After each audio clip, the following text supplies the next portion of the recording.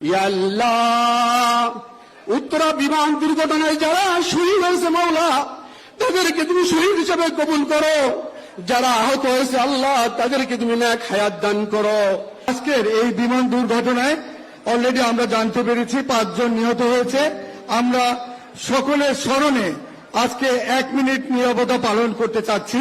সবাইকে বিনীতভাবে অনুরোধ করছি 1 মিনিট দাঁড়িয়ে আমাদের নীরবতা পালন করার জন্য।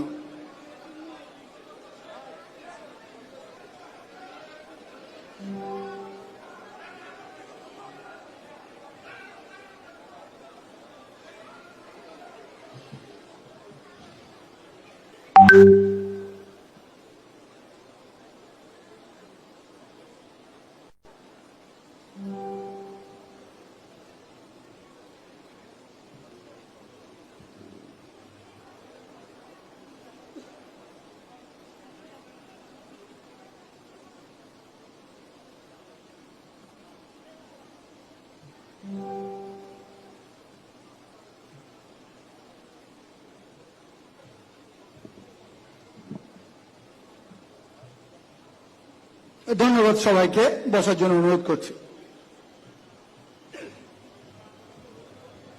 ধন্যবাদ।